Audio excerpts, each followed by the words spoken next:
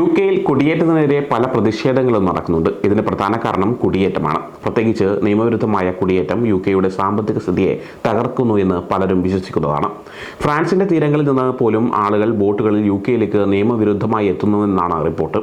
ഈ പ്രതിഷേധങ്ങളുടെ പ്രധാന കാരണം നിയമവിരുദ്ധമായി എത്തുന്ന ഈ കുടിയേറ്റക്കാർക്ക് വേണ്ടി UK സർക്കാർ നികുതി പണം ഉപയോഗിക്കുന്നു എന്നതാണ്. നിയമപരമായി UK-യിലെത്തിയ ആളുകൾ നികുതി അടച്ച് രാജ്യത്തിന്റെ സാമ്പത്തിക വളർച്ചയ്ക്ക് സഹായിക്കുന്നു. എന്നാൽ അവരുടെ പണം നിയമവിരുദ്ധമായി എത്തിയവർക്ക് വേണ്ടി ഉപയോഗിക്കുന്നത് അവർക്ക് അംഗീകരിക്കാൻ കഴിയുന്നില്ല. ഇത് രാജ്യത്തിന്റെ സാമ്പത്തിക ഭദ്രതയെ തകർക്കുന്നു എന്നാണ് പ്രതിഷേധക്കാർ പറയുന്നത്.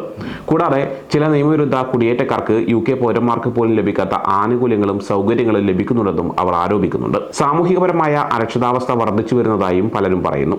നിയമപരമായി കുടിയേറിയവരും UK പൗരന്മാരും സുരക്ഷിതരല്ലെന്നാണ് പറയുന്നത്. മോഷണം, കൊലപാതകം, ബലാത്സംഗം, മയക്കുമരുന്ന് കച്ചവടം തുടങ്ങിയ കുറ്റകൃത്യങ്ങൾ വർദ്ധിച്ചു വരുന്നതായും ഇതിൽ ചില നിയമവിരുദ്ധ കുടിയേറ്റക്കാർക്ക് പങ്കുണ്ടെന്നും റിപ്പോർട്ടുകൾ സൂചിപ്പിക്കുന്നുണ്ട്. ഇത് കാരണം കുട്ടികളുടെ സുരക്ഷയെക്കുറിച്ച് മാതാപിതാക്കൾ ആശങ്കയിലാണ്.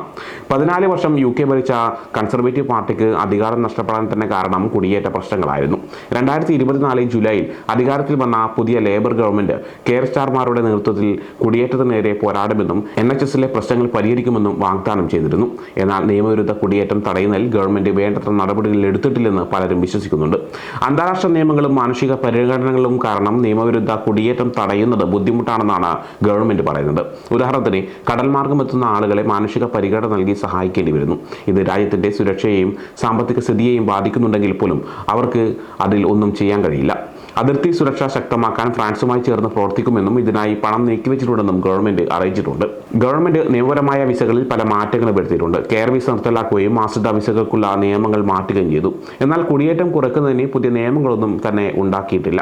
ഇത് കാരണം റിഫോം പാർട്ടിക്ക് ധാരാളം പിന്തുണ ലഭിക്കുന്നുണ്ട്. ഒരു തെരഞ്ഞെടുപ്പ് നടന്നാൽ അവർ വിജയിക്കുമെന്നാണ് പലരും വിശ്വസിക്കുന്നത്.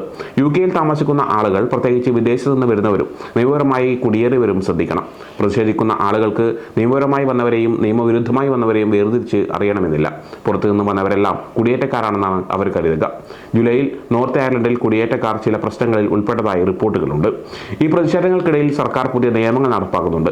UK France one in one out എന്ന ഉടമ്പടി 2025 ഓഗസ്റ്റ് മുതൽ നിലവിൽ വന്നു. ഇതിലൂടെ ഫ്രാൻസിൽ നിന്ന് ഒരാൾ UK-യിൽ എത്തിയാൽ UK-യിൽ നിന്ന് ഒരാളെ ഫ്രാൻസിലേക്ക് തിരിച്ചയക്കും. കൂടാതെ അതിർത്തി സുരക്ഷയ്ക്കായി £100 മില്യൺ അധികമായി അനുവദിച്ചിട്ടുണ്ട്.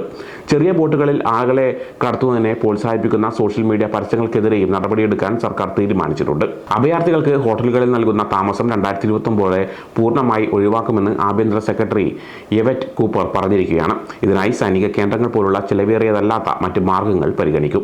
പ്രതിഷേധങ്ങളെ സംബന്ധിച്ച് നാട്ടുകാർക്ക് പല അഭിപ്രായങ്ങളുണ്ട്. ചില പ്രതിഷേധക്കാർ സ്ത്രീകളുടെയും കുട്ടികളുടെയും സുരക്ഷയെക്കുറിച്ച് ആശങ്കപ്പെടുന്നുണ്ട്.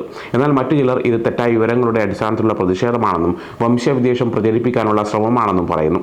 അഭയാർത്ഥികൾ പീഡനവും യുദ്ധവും കാരണം പലായനം ചെയ്യുന്നവരാണെന്നും അവർക്ക് പിന്തുണ നൽകണമെന്നും എതിർ പ്രതിഷേധക്കാർ പറയുന്നുണ്ട്. ചുരുക്കത്തിൽ പറഞ്ഞാൽ ഇംഗ്ലണ്ടിൽ അഭയാർത്ഥികൾക്കെതിരെയുള്ള പ്രതിഷേധങ്ങൾ വർദ്ധിച്ചു വരികയാണ്. ഇത് സമൂഹത്തിൽ പല പ്രശ്നങ്ങളും സൃഷ്ടിക്കുന്നുണ്ട്. അതിനാൽ പ്രതിഷേധങ്ങൾ ഗുരുതരമായാൽ സുരക്ഷിതമായിരിക്കാൻ വീട്ടിൽ തന്നെ ഇരിക്കാനും പ്രതിഷേധ സ്ഥലങ്ങൾ ഒഴിവാക്കാനും ശ്രദ്ധിക്കുക. സമയം മലയാളം വാർത്തകൾ ഇനി ടൈംസ് ഓഫ് ഇന്ത്യ സൂപ്പർ ആപ്പിലും. ഇതിനായി പ്ലേ സ്റ്റോറിൽ നിന്നോ ആപ്പ് സ്റ്റോറിൽ നിന്നോ times of India app install ചെയ്യൂ. മലയാളം ഭാഷ തിരഞ്ഞെടുക്കൂ. വാർത്തകൾ ആസ്വദിക്കാം. എല്ലാം ഇനി സമയത്തിൽ.